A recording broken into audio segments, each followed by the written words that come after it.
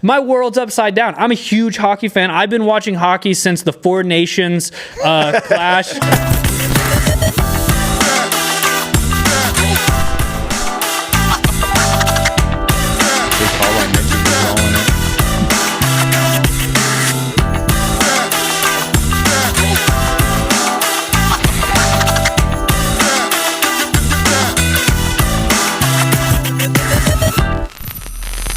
What's up, everybody? Welcome back to the FloGrappling Show. As always, we're going to bring you guys a very structured show today, all right? I'm Trey Robinson. That's FloGrappling's own Joe Gilpin right there. Sorry, Joe. Messed up your name. And that's Uncle Reed right there. We got Big Slack Barrett in the Hawaiian shirt right there. Bringing the vibes today. Bringing the vibes. San Diego vibes. And today, you know, as always, we're going to bring you an ironclad structure. We're going to talk a little bit about a weekend roundup, a little weekend update, what we saw from this weekend a little bit. We're going to go into some of the W&O 27 matches that we've announced so far. We're going to drop a new announcement on this podcast live directly into your ears. And then, I think we're going to maybe watch, you know, a little previous W&O match. That one's a surprise which one we're going to watch, but it's relevant to what's going on in Jiu-Jitsu today. And very structured. And then we have some viewer submitted questions to end it all. So just overall this weekend, what was going on? What were we watching out there, boys? Some good stuff going on this weekend. A lot of opens as people are kind of gearing up in that world season, I feel like, you know what I mean, trying to earn their points. So you had, you know, opens in Virginia for the IBJJF, LA Open. Always going to have some solid talent. Had some shows here on FloGrappling as well. Spokane Submission Series. Finishers was doing a great job with their card up there. Very quintet style thing going on. Really fun little weekend of some jiu-jitsu. As I was kind of recapping the weekend and looking into these Spokane Submission Series and finishers, man, it was like tons of submissions. Tons. Like, yeah, you could watch a lot of people get murked this weekend. Exactly. Exactly. Hey, listen, brother, it ain't Spokane Decision Series, am I right? Exactly. So at the very least, you know, we got a bunch of good matches, a bunch of good submissions and stuff. And so here's the pit. I like it. It looks good. Yeah, the first event that has the pit on FloGrappling, kind of a cool moment there. You know, I see everybody's always calling for the pit now these days. So yeah, here's kind of the first event streamed on Flo with the pit. This one's Charlie Gilpin versus Fedor Nikolov, which I believe ends in a submission here. But yeah, definitely a lot of cool matches on this one. I know Rana Willink got a dub ski on the Spokane Submission Series. She got a submission, but yeah, pretty cool. They got a nice Pacific Northwest event. I don't know if we've had one of those before. It's been a minute, right? You think back to like those submission undergrounds and some of those that were going on, and those are always such really fun shows up there. Maybe in like more of the Portland area, I feel like. Yeah, that's what we did in Portland. Yeah, and those are always awesome, man, and really fun transitions going on here between Nikolov and Charlie. Yeah, did Nikolov pull reverse close guard? Is that donkey guard? Can we go back and see that? Did he the takedown? But it's a little donkey guard. He goes Connie. So this guy Connie Basami's all the time. He's a big Connie Basami specialist, and he tried to jump into it there, but just ended up into the reverse close guard here in this big old crazy position. But this isn't even like quite reverse close guard, is it? No, this is like inverted close guard. Yeah, inverted reverse close guard. Way up over the top, and these guys are getting into some. It's a weird position that they ended up in. You end up in the Pacific Northwest, some weird stuff can happen. Yeah.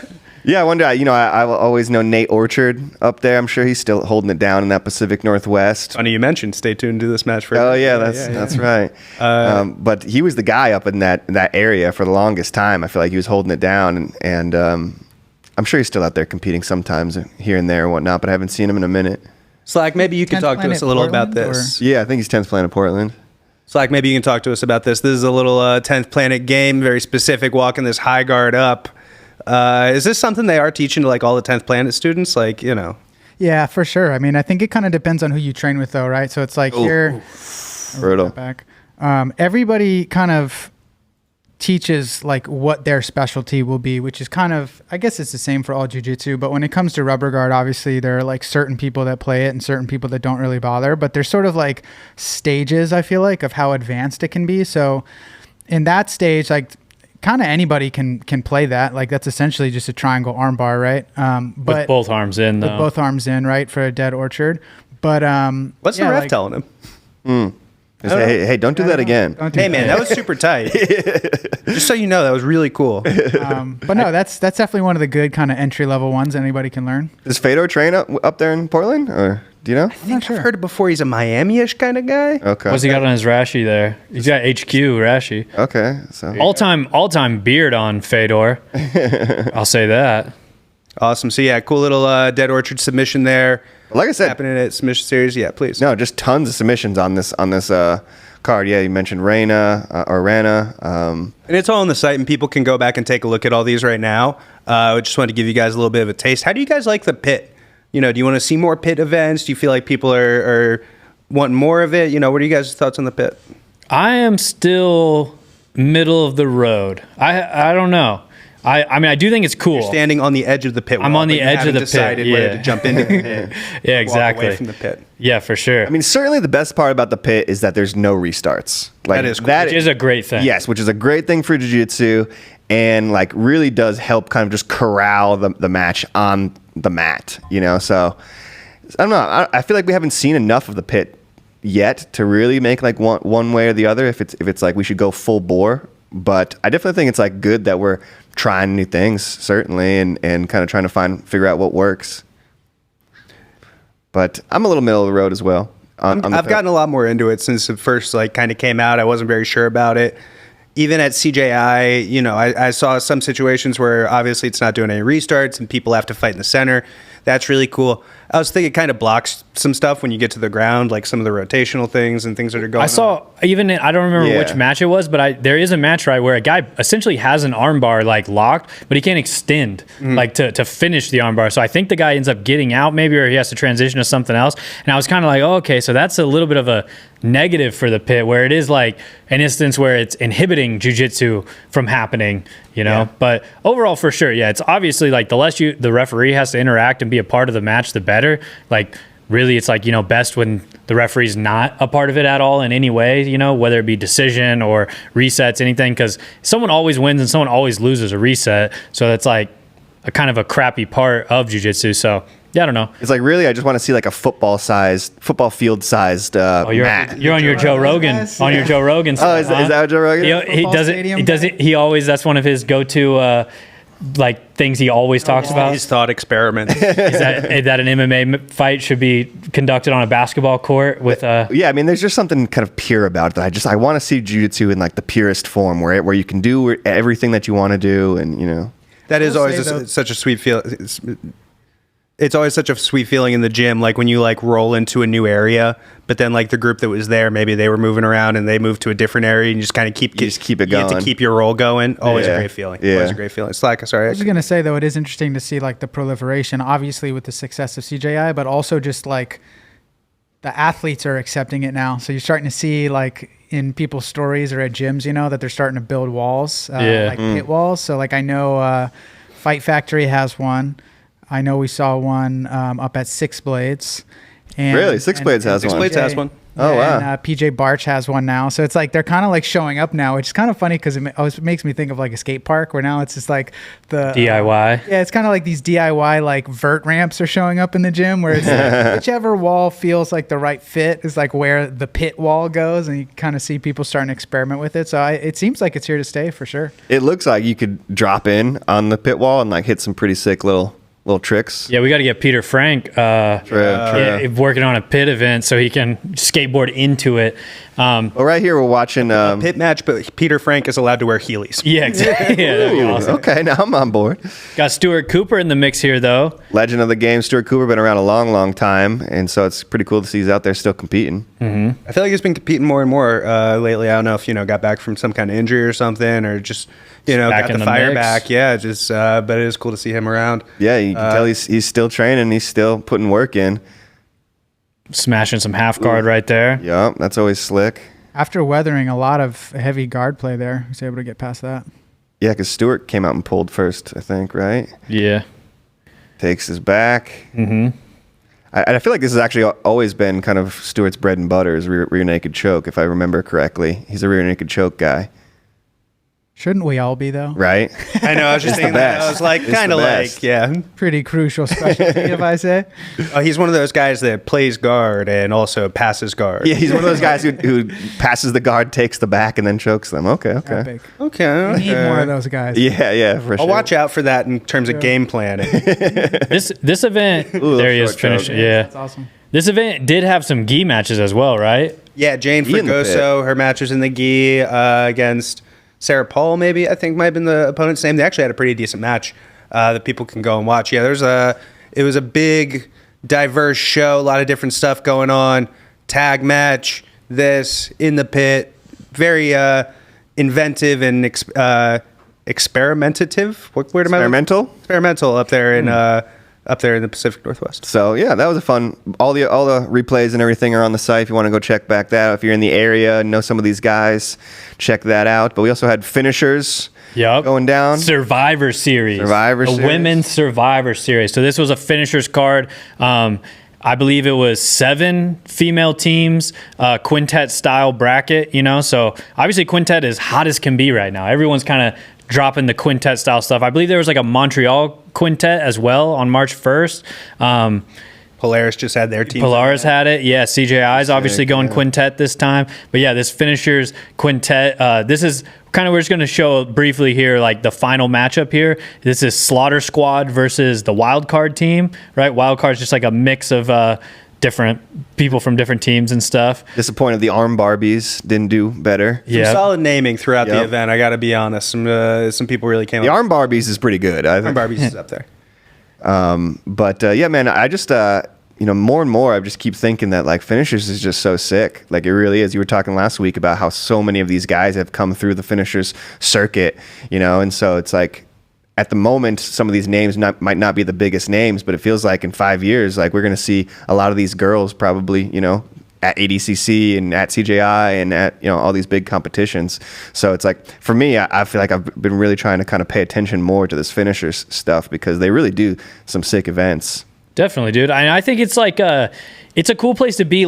Like I don't know, everybody wants to be on the in of something, even with like jiu-jitsu, with music, everything, like whenever you have that friend, like I feel like you and Slack are good examples of this, the deep cut music guys, that you can get into this lane and be like, oh, here's this album, and this is why it's cool, everyone kind of wants that a little bit. If you want to be like that with jiu-jitsu, you can't just be watching Fight Pass Invitational, who's number one, like the biggest shows. Everyone eventually knows those people. That's where the biggest superstars in the sport are going like head to head with other biggest superstars. But you watch finishers and it's like, all right, you're in the know, dude. You're in some deep cut, like rootsy jiu-jitsu here, like kind of throwing it back a little bit. I think that's a cool aspect of it. That's one reason finishers appeals to me.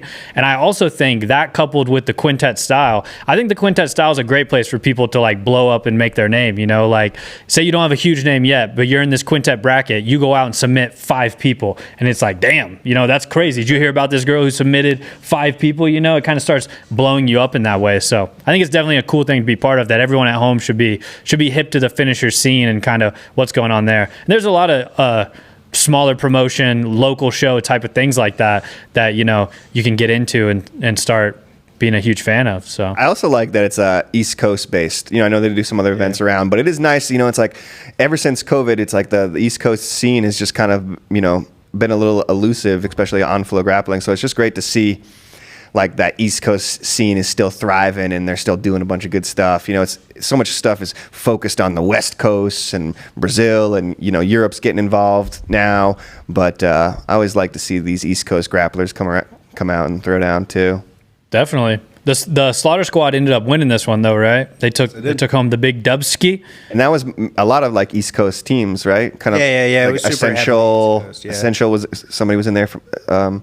Yeah, I feel like a lot of the teams ended up pulling from like different gyms. To be honest, I don't know that anybody just had like here is Team Atos or however it would shake out. But yeah, a lot of super tough matches, a lot of super tough people. It was a really cool event. I feel like I saw women here who are on the rise up, and by the time we get to the next ADCC trials and the trials after that, I think are going to be like very serious factors in that North American scene. Yeah, this is great, like prep for ADCC trials and stuff like that. This is exactly what you should be doing if you're trying to win ADCC trials next time around. You should be going to these events and Definitely, but check out if you want to watch this full replay. It's available on FloGrappling now. Should be easy enough to find, but I know all the matches, the individual matches are also pooled and archived, so you can watch all those. And we're working to separate each of the little team matchups because I feel like that's just like a fun thing to be able to watch is that full team matchup. So we're gonna be pulling all of that. So make sure you guys are watching on FloGrappling. Check all that out.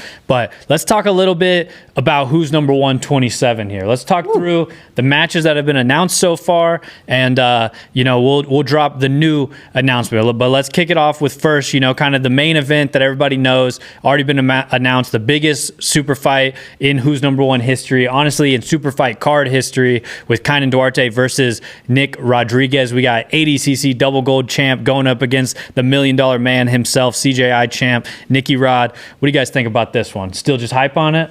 Still hype on it, man. This whole card is shaping up as we go through all these matches, but this is shaping up to be a really sick card. But yeah, I mean, obviously it doesn't get any better than ADCC champ versus CJI champ. This is absolutely huge. These are two of the biggest stars in the sport. They are two of the greatest champions in the sport.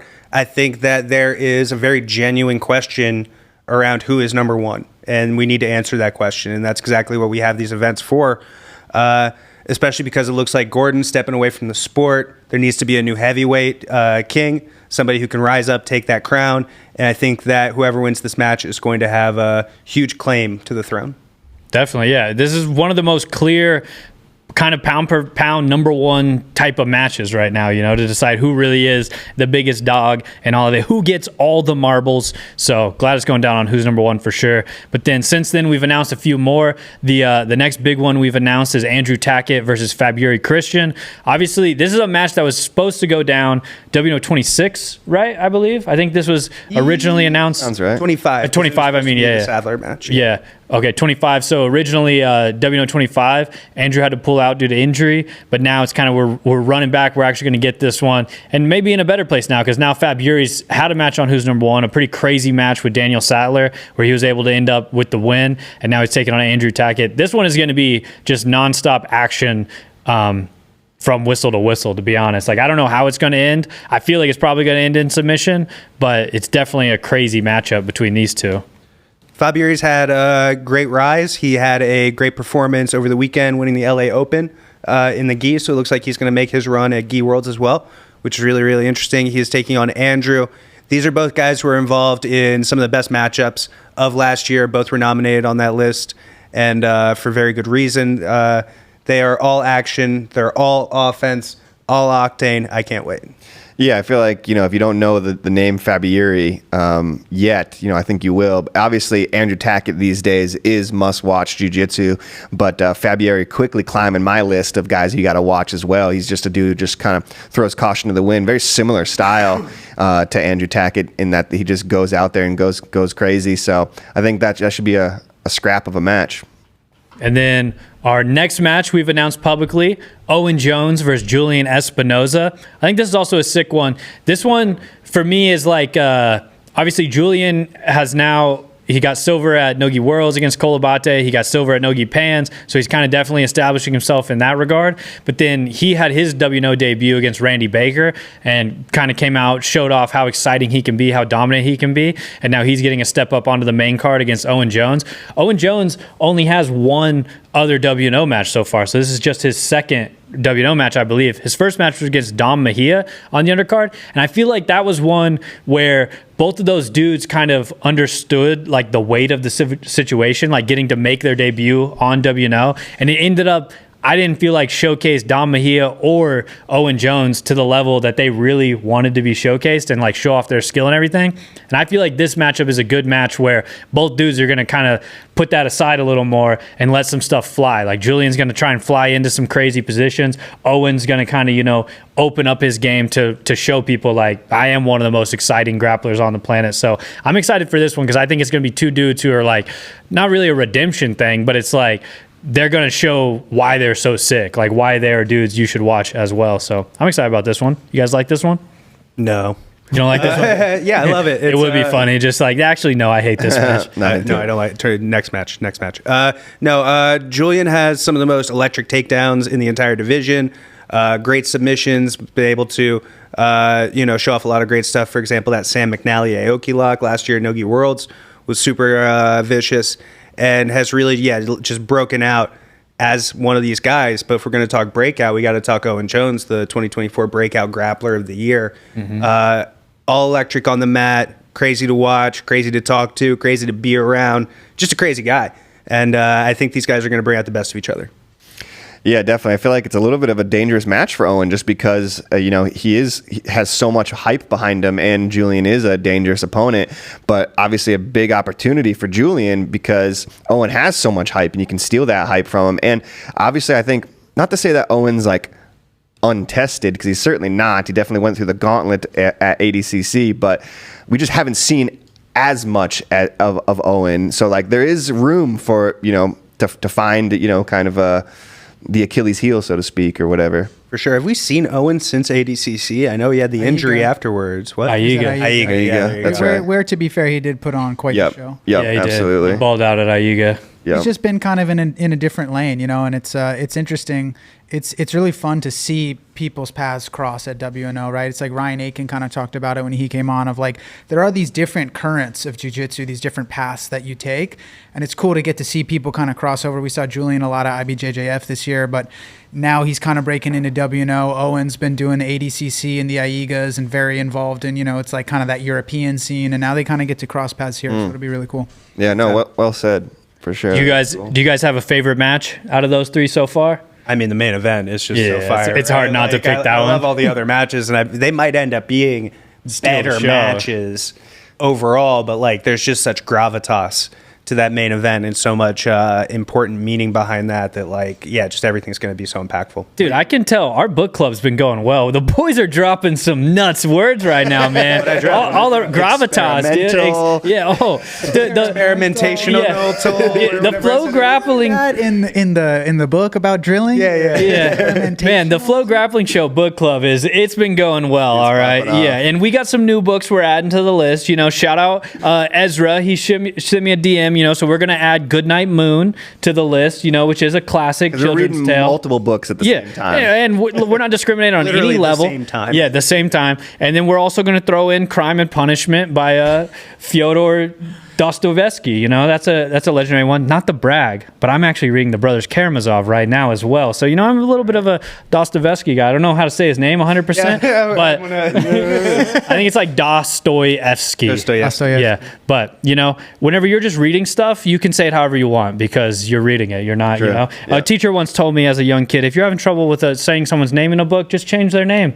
And I was like, okay, I guess you can do that. But that makes a lot of sense. Yeah, but so we're highly educated is what I'm getting to. So this is good for us guys. We're reading great books. instruction. What great instruction. I do want to give a shout out. A different book. Yeah. I do want to give a shout out to Professor Miha who sent us. Oh yeah. Here. That's true. We got to add that to the book. That's now on the FloGrappling book club reading list. Yep. So get a close up of that. Modern Submission Grappling, a no-gi jiu-jitsu manual by Miha himself. Forward by Jocko Willink. It's a really nice looking book too. I really like how they did all the images are cut out really crisp in like ways that you can really see. Because I have a couple older grappling books and like not enough pictures. There's not enough pictures, or there's like 2 pictures, and it's just you're like connecting a lot of dots, and there's a lot of things in the frame. I actually like how they sort of created the like isolated cutout approach, so it's like very easy to look at. It's very cool. No, it looks sleek for sure. But yeah, so he sent that along to us, so shout out to him. And yeah, if you guys have written a jiu-jitsu book, send it to us. Send it to us. Let us know. We're looking for stuff to put in the studio. We're looking for information, right? Or a manifesto, says producer Nikki. Definitely some jiu-jitsu manifestos out there. Jiu-jitsu. I think I have some in my email inbox I could read. But yeah, so thanks, Miha, for sending that in. Yeah. Dope. We've already been checking it out. We're going to get better at jiu-jitsu. I finally understand the difference between cross ashi and straight ashi now due to this manual. I haven't got that far yet. Yeah. So. One day. But yeah, super cool. And something I think is really cool, by the way, just we point this out, on the back, Miha's author photo, FloGrappling photo. Yeah, him on WNO right there. Legend. WNO Legend. Crispy. There he is. Miha, Jocko Publishing. Let's go. Yeah, so Miha's super legit. Feel free to pick up that book. Thanks, Miha. Somebody clip that and send it to me, huh? Don't let the camera cut right to me after. I was somehow involved in any of that decision-making process. Definitely. But he even talks about who's number one on here. He competed at the world's biggest tournaments, including Polaris Pro, who's number one. Co-founder of Legion, AJJ, little American Jiu-Jitsu in there. But yeah, that's pretty cool. Let's go. Legend, Miha. Yeah, all right. Do you guys want to talk about the cut right back to just close up on me? Well, yeah, I was gonna say that talking about favorite matches. While I do Got one think match coming here, right? the main event is dope, but man, this next one that we're about to announce here, like might be one of my new favorites. It's a pretty sick match, man. Actually, here it is, dude. Here it is. I guess we just announced it. Yeah, the legends. There it is. The legends taking back over. Who's number one? We got Shanji Hibero. He's going to be taking on Boogie Martinez. Let's go. I know, hearing the background rumblings, Ricardo's been in the lab trying to piece something together, get the people involved, get them amped up, and Shanji's kind of been back on the scene. So trying to get him in the mix. And then who else to step up besides Boogie Martinez himself? I haven't talked to Boogie. Maybe we should get him on, have him talk about what he thought. But I have a feeling, he was stoked on this opportunity. And it's cool to have a couple legends like this taking the mats at who's number one. What do you guys think about this one, Shanji versus Boogie? Yeah, exactly. Kind of like what Slack was talking about. Kind of like two different currents of jiu-jitsu here, kind of crossing paths, and this is exactly it.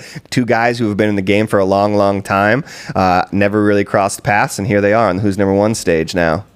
Obviously, these guys have like crazy different games. I know, crazy different jiu-jitsu. Polar opposite, yeah. Has Shanji ever even seen a Go-Go Plata? You know what I mean?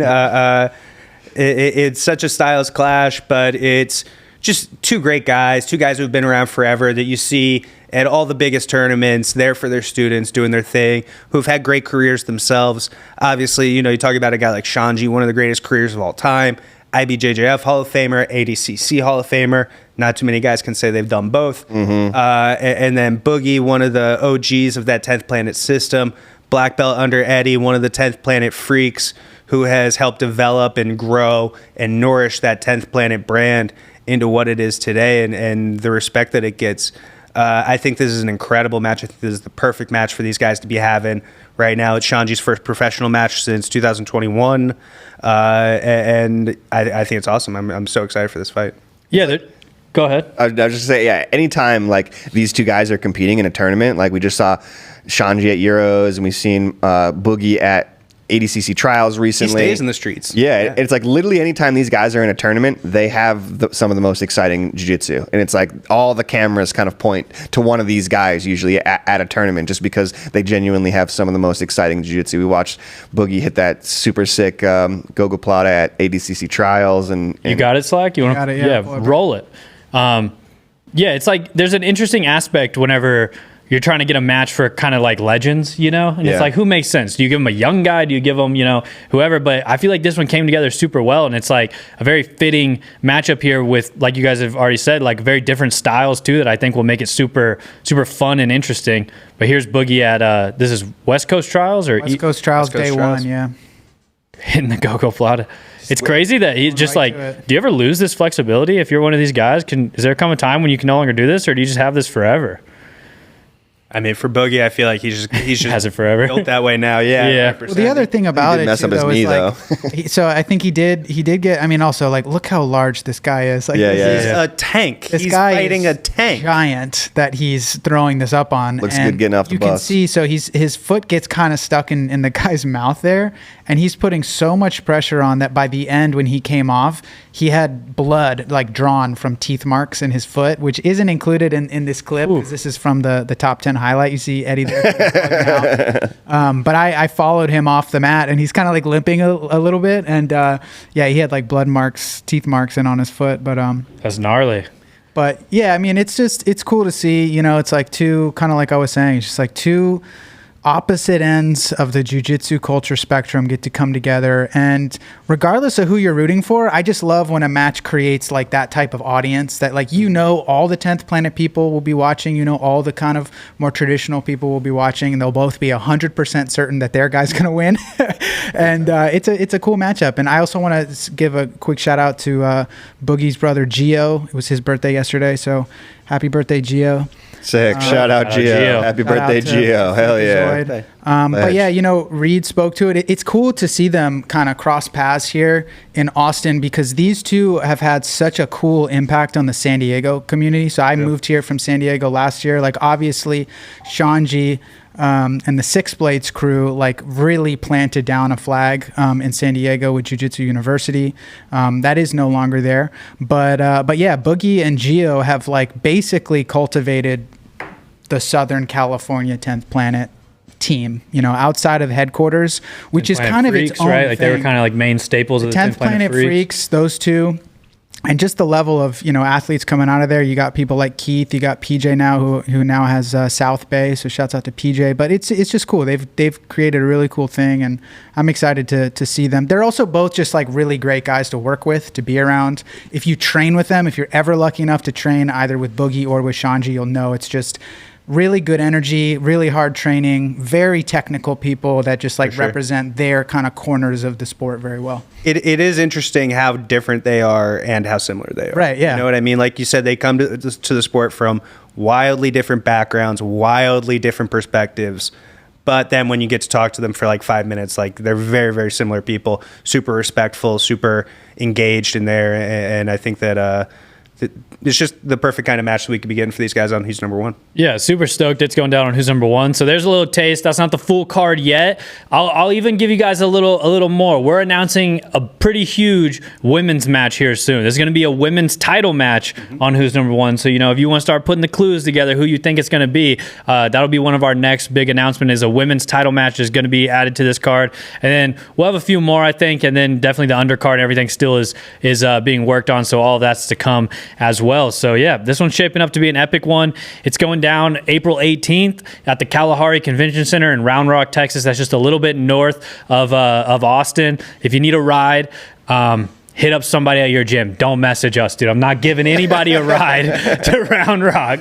So Trey does have room. Yeah. So Like, don't hit him up, but like if you do, like he does have room. If you need a ride, I'll say this. If you need a ride, you can hit me up, but you have to DM me in soliloquy form. It has to be a perfectly structured soliloquy, and it doesn't have to be that good, but you have to follow the structure of a soliloquy. And if you do that, I'll consider it. So Or in the realm of Dr. Seuss. You could do it in Dr. Seuss. You can also do it in Dr. Seuss, yeah. But I do have an AI detector tool, so I'll make sure none of you guys are getting AI to write your soliloquies or Dr. Seuss's. But so yeah, that's a little taste of WNO right there. There's a path for you to get from Austin to Round Rock, and buy your tickets. Of course, the tickets are available. Yeah, tickets.flowsports.tv. They're available now. Go buy them, gobble them up. You guys know what to do at this point, dude. You know whose credit card to snag. You know that if you buy a ticket, you don't even have to show up, but just send us the receipt and then send us a picture of watching at home from your couch to let us know you bought a ticket but didn't go. And if you do that, you'll get an invite onto the show. That offer still stands to everybody. I think it would be so funny if we got people doing that. But yeah, keep your eye out. But do come to the show. It's gonna be a great show. Come to the show, of course, also. Sure. But if you don't, just let us know that you bought a ticket. But yeah, so stoked on that one. We got another big card drop coming this weekend. Not a FloGrappling card, obviously, but on the Fight Pass Invitational. Just a big month of jiu-jitsu. It really is, dude. A lot going on. Jiu-jitsu's back. We hit that little lull period towards the end of the year, barely start of the year. But then once things get going, it never stops. We're dealing with rocket fuel here, baby. It's like we're cooking with gas. Cooking with peanut oil, and we don't plan on stopping anytime soon in the jiu-jitsu world. But Fight Pass, obviously the big main event, Theon versus Adele, ended up getting canceled. I believe Theon's dealing with some injuries, so canceled / postponed. Yeah, / postponed. But we were really looking forward to that one, obviously. Yeah, that was going to be an epic one. A little bit last week, even. Yeah, we did. That was kind of another number one pound for pound contenders match right there. Who's going to be the new female pound for pound number one? But hopefully the jiu-jitsu world gets that one soon enough. But now bumped up to the main event is going to be Nicky Rod versus Victor Hugo. This is obviously a couple dudes who super familiar on Who's Number One. They've competed in all the biggest cards in the jiu-jitsu world. But we wanted to kind of take a look back and watch the the W&O main event of Victor Hugo versus Nicky Rod on Who's Number One, kind of take a look back, and see how this rematch could stem from here, how it's changed. So, yeah, we want to take a little look here back at their match on Who's Number One. When was this? This was February of 24. Just about a year ago. So just about a year ago. Yep. In Costa Mesa. But honestly, I do expect their Fight Pass match to be a lot different, just because I feel like they have, even in just a year, it feels like both of them have really progressed quite a bit, especially Nicky. I love when matches start like this. Yeah. I feel like too often jiu-jitsu guys. Let's get to it. I love wrestling. I love judo. It's so fun. I love doing it in the gym. One of my favorite things in the gym is when someone wants to stand with me in a round and they start, messing around like they're going to take downs. And then I'm like, all right, my entire goal has switched. I refuse to let you take me down. That's just a fun thing to do, I don't like it on pro shows. It's like, let's get it going to the jiu-jitsu, like not Olympic level wrestling is not always fun to watch. Even sometimes Olympic level wrestling isn't that fun to watch, to be honest. So it's like, I like getting into the jiu-jitsu, So when a guy comes out and is like, I'm going to play guard, you're going to pass guard, and we're getting right into it, that's always awesome. So I do like that aspect of this for sure. Everybody to your marks, everybody to your assigned space. Yeah, exactly. But yeah, so this was February 2024. How do you think these guys have evolved, Joe? I think that you can see it in this match that Nicky starts really trying to use a little bit more of his high step passing. Coming in, he was known a lot more as just strictly a body lock guy. And why not? His body lock passing is amazing. Look at when he passed Felipe Pena's guard at Body ADCC, lock, for example. One of the best of all time with that body lock pass at this point. But you see him start to put in a little bit more here. He's sitting in the knee shield trying to camp a little bit, and then he starts trying to step around and use a little bit more outside passing. And I think he's gotten a lot better at that. So I think that that's a new way that he can, maybe not a new way, but he's better at this new way to engage the guard. Whereas this was kind of like a trial run of that. The more chances he gets at it, the more he's going to be successful with that, I believe. Victor, I think that Victor's just always had a super sick guard, and I just don't know if that passing is going to be enough. You know what I mean? I think that Victor's wrestling is something that he's always working on. If he's made any big improvements, it's probably going to be to his wrestling. And I think he's going to need it, because you have to remember this is going to be a different rule set. This is not W&O rule set where you can come out and sit like that. This is going to be Fight Pass style rules where they could hit an overtime and then suddenly it's ADCC points. He can't pull anymore. He's got to wrestle with Nicky Rod. That could be a big, big problem. So I think that you see how much Victor is kind of just waiting for the fight to play out here and knowing that 15-minute fight, I have a long time, I'm going to be able to work my stuff. I don't think at Fight Pass he's going to feel the same. If he isn't able to score or get some kind of something on the board in that regulation period, it's going to be an issue for him once they hit the overtime. Yeah, I mean, just talking about the styles, you mentioned Nicky really has turned into kind of one of the best passers, not even just with the Roddy lock. Who passes Felipe Pena's guard? Yeah, exactly. It's like when you look at Felipe, it's probably not too many people, and then you have to say that Victor Hugo probably genuinely has one of the best guards in the world right now as well. One of the best heavyweight guards ever. Yeah, exactly, and I feel like at this point in time, maybe he was a little bit more focused on the gi and stuff, but it feels like the last year he's really, we haven't seen much of him at all in the gi, I don't think. So you have to think he's been putting in some no-gi work here over the past year, even though he didn't perform well at CGI. At CGI. This is the match that I think everybody kind of really expected that they were going to see in the final, Victor versus Nicky Rod. Didn't end up happening. Luke Kennard got that incredible submission and upset win over Victor Hugo, but now we're going to run it back on Fight Pass. We're going to get to see it finally. It almost makes a beautiful transition there by Victor, by the way. The omoplata into the leg lock. That's the biggest thing I remember from this initial match. Victor was throwing no-gi omoplatas left and right. It was kind of nuts. And obviously chain attacks. Yeah, he uses it to get into the legs, which is obviously a tried and true method to get into the legs. But it was crazy how much he was going after the omoplata no-gi, Because if we were to tier list no-gi submissions, you have to think the omoplata would be pretty low. Obviously a great submission, but just you don't see it working a lot, especially at the highest level in no-gi. 100%, but I do think that the no-gi omoplata, you just kind of kick the leg over, right? It's not the most complicated submission when you really boil it down for a lot of these high-level pros, but it is a submission that you need very little grip for. You don't like for an armbar or something, like you need a lot of connection, you need a lot of grip. For the omoplata, you need a lot less of that. So I think for a guy like Nicky Rod, who's famously very hard to hold on to for very long periods of time, it is a little bit smarter of a tactic than trying to like get into some of these longer, more protracted submission attempts that are you're probably just not going to get. That you know, maybe Nicky's just going to kind of explode out of, especially early on in the match where, you know, Nicky's real strong. And plus then, I mean, you get so slippery later in the match too. Yeah, true. But you want to skip ahead a little bit, see how maybe it ends and stuff. What do you guys think about? There were some sicker scrambles. You guys think? I feel like the last 5 minutes is like where it really gets going. Yeah. Do you guys think FloWrestling would get mad at us if we watch David Carr versus Daiichi Takatani? Is that a good match? It was. Dude, that match was sick, bro. I was gonna say, like, we talk about like bad wrestling, but it's like you want to see some high scoring. I think it was like 10-6 or something. Yeah, it was like 11-7 or something. Yeah. I don't know. What do you think? You think they would get mad? I don't know if they've like released this from behind the FloWrestling paywall or anything, but We can watch a little bit of it for sure. By the way, just mixing it up, dude. Rest in peace, Olympic champion Buvaisar Satiev. Super sad, passed away over the weekend. It was announced by United World Wrestling. I know that he's a guy who a lot of jiu-jitsu fans and jiu-jitsu athletes have studied a lot of, and that was really kind of pouring out over the weekend. You saw everybody commenting and you know, putting up something about just like how much watching this 3-time Olympic champion had really influenced them, and seeing his greatness had and trying to copy, you know, a lot of the moves that he had did. It was really cool. Can we roll that back just real quick? Because like that's where you really see Nicky be like super nimble.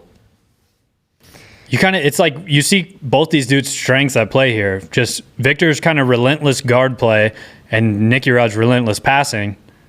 Ooh, I love how he just able like to step through. Yeah, just steps out. That's so slick. That was that loose passing, man. I'm telling you, he's really developed that to go along with the tight passing. And then the next step is going to be combining them together. And once he can do that, he's going to be maybe the greatest guard passer, you know, pretty hard in the to world. beat. Yeah. Yeah, I'm excited to watch this one though. Watch these guys run it back. So yeah, and ultimately this was like a pretty close match. Yeah, it was. Look at that guard pass. Yeah. Victor does something late, right? Yeah, he almost like takes his back, I think. Yeah. Messes up on him. And a couple of those omoplata attempts and whatnot. So close match here, but Victor Hugo does end up getting the win. His second decision win over Nicky Rod. They fought twice, once when Nicky was still super, super young in the game. And both times Victor's been able to come away with the decision. Something I feel like deserves recognized from this match. You know, you talk about Victor losing first round at CJI. A lot of the chatter is that he was not the healthiest going into CJI, and that he's had to spend some time after that really getting healthy. And I think that this is his first major matchup since then. I think that could end up playing a factor, especially if it becomes a little bit faster of a match. Maybe the gas tank gets a little tested in ways that it hasn't in a few months. We're going to see, man. It's going to be something intense. Because really, like, this was the last big match that Victor had in a lot of ways. You know what I mean? If you count, you know, going down for CJI. It's a pretty quick match, yeah.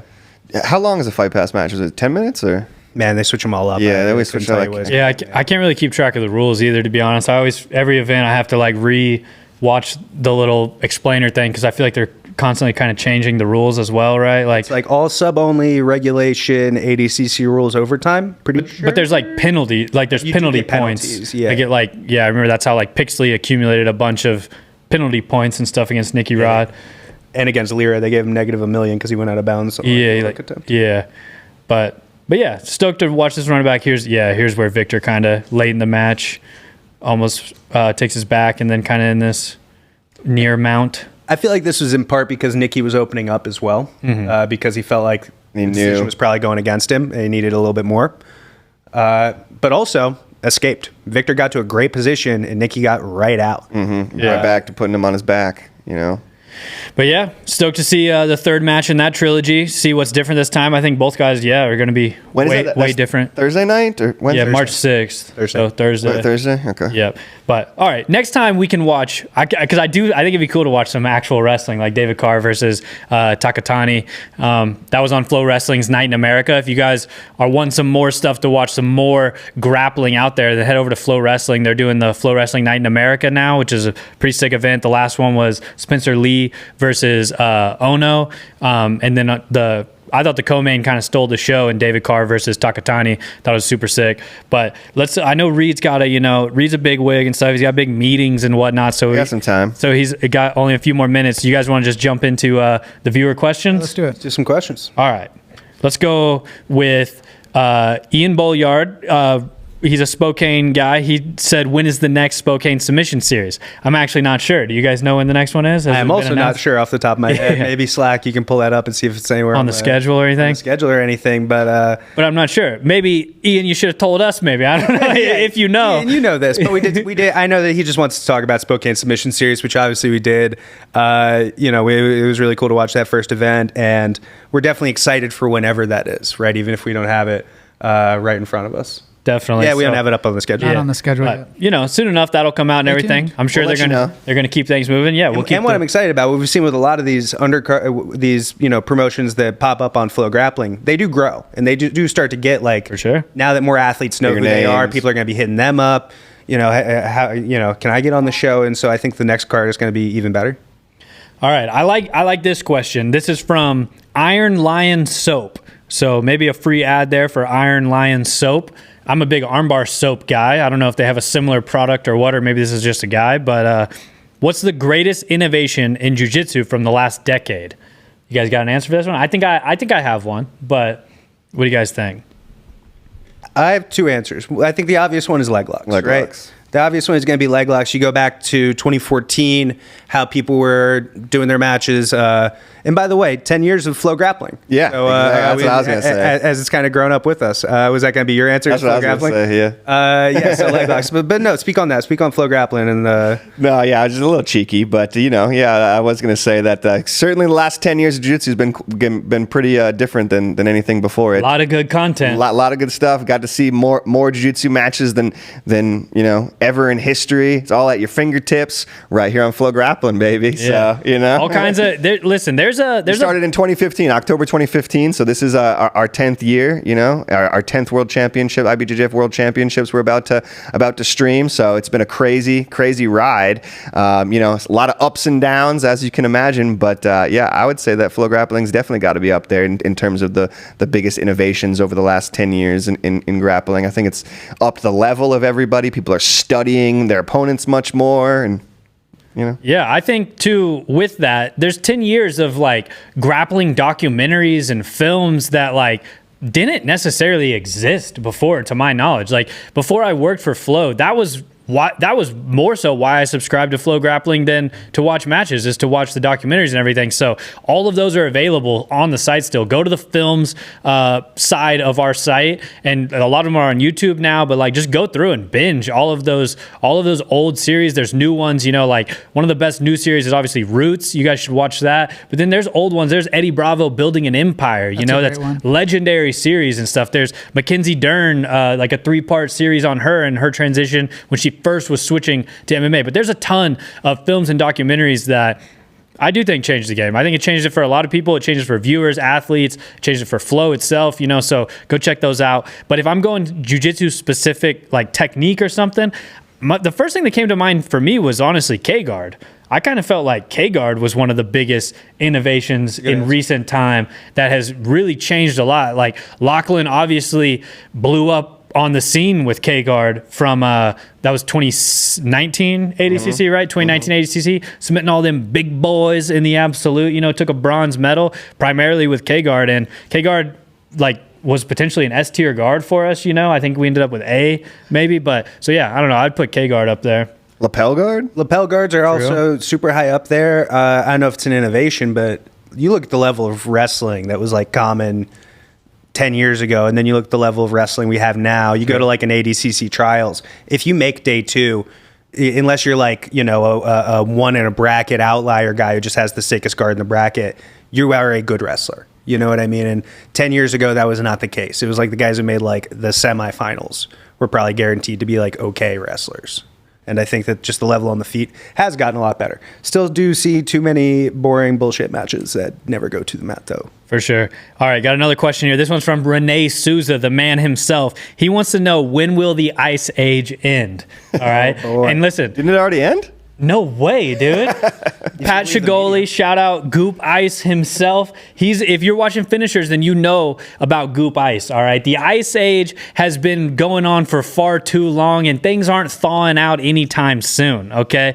I think, we got to talk to Zach Meslani, get another title defense for Pat on finishers, because I don't see an end to the Ice Age anytime soon, all right? The Ice Age is alive and strong. I'm frozen to my core, all right? Head to tippy toe. I'm an ice block. I'm like Austin Powers in the beginning of whichever version of Austin Powers that was, where they have to thaw him out. First one. The very first one. The very first one, And the thing is, though, I'm frozen, rock solid, and already got my mojo, baby. You know what I'm saying? Don't thaw me out. The Ice Age continues. All right? Simple as that. The Ice Age is never ending as far as I'm concerned.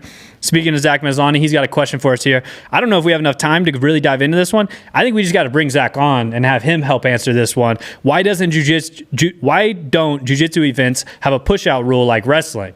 I definitely think that's, an interesting interesting answer to the reset thing. If you don't want to build a pit, if you're not a handyman, you don't have your tool belt on, you don't have your Carhartt double knee jeans like me, blue collar type of fella, it might be hard for you to build a pit. So push-out rules are definitely there, but I do think that's a big discussion. We should honestly just have Zach on and we can talk I would through say that. Push-outs just aren't jiu-jitsu. It's just not jiu-jitsu. Yeah, that's what I was going to say. I love wrestling. I watch a ton of wrestling. But is that moving you closer to a submission? You know what I mean? I feel like your points need to reflect what you want people to be doing. And if a match turns into like a push fest, I guess the fight pass we were talking about, like with Pixley, it did in a way have a push out, just with like for going out of bounds. Yeah, in a way, and it did start feeling whack quick. Like it was like, okay, what's going on now? Like I don't know, but yeah, I don't know. I think we need to have Zach on. We can talk through that some more. Zach also.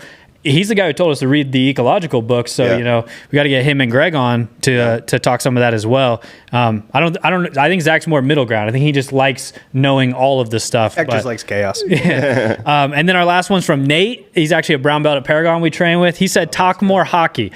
I don't know if we're going to be talking any more hockey. They're dude. sensitive. I had no idea hockey guys were so sensitive. We put out one video saying hockey guys should learn judo, and the hockey guys were freaking out, sending me links to freaking dudes dying on the ice. What are you guys talking about? I didn't say to learn jiu-jitsu in the middle of a hockey match. Go outside of the freaking ice rink, learn judo in a judo gym or jiu-jitsu, and then learn what you've learned from judo, implement it into hockey fights. Like, you guys are crazy, under the bro. rule set of a hockey fight. Yeah. These hockey guys are nuts, dude. I got a friend who's a hockey guy, and he's the chillest, funniest dude I know, and I don't know. Not all of them. Not all of them. My world's upside down. I'm a huge hockey fan. I've been watching hockey since the Four Nations clash. I'm a huge hockey guy. No one's a bigger hockey guy than me. Once I saw that it started and there were 3 fights in the first, however many seconds, I've been a fan ever since, dude. I watched most of the last period of the championship game of USA versus Canada, so it's hard for anyone to claim they're a bigger hockey guy than me. So, no. So what can I say? True. I'm feeling turned on by the hockey community, but I don't know. Go watch Flow Hockey, I guess, if you want more hockey content. We might be out on hockey content. If you have a problem with what we said, skate up to us and tell us. Yeah. So I guess that's... If you walk up, I'm not listening. You have to skate up. Yeah, walk up on your skates and just... And then we'll have a fight, and you can be a tough guy on skates. So I don't know. Hockey community might have turned on us. Sorry, Flow Hockey. We might have made a step back from what you guys are building over there enemies in that world. But yeah, that was our last question. Material. We're just giving them bulletin board material for sure. Yeah, we got to get some hockey guys on. If anybody has a direct line to Connor McDavid or Sidney Crosby, let us know and we'll have them on and we'll talk some more hockey, I guess. That'd be sick. Ovechkin. That'd be sick. Okay, all right. Yeah. We're gonna have Ovi on. That would be legendary. Just in the midst of him breaking Wayne Gretzky's record right now. We could get the exclusive. All right, well, that's all we got for you guys today on the FloGrappling Show. Hopefully you enjoyed that one. I don't know. Go hug a hockey player, to be honest. Let them know that it'll be okay. It's not that serious. Jiu-jitsu's for everybody, judo's for everybody. So hockey guys can do it too. But thank you all for watching. Drop us a comment. Let us know stuff you want us to cover, stuff you want to see us talk about. And we'll see you in the next episode.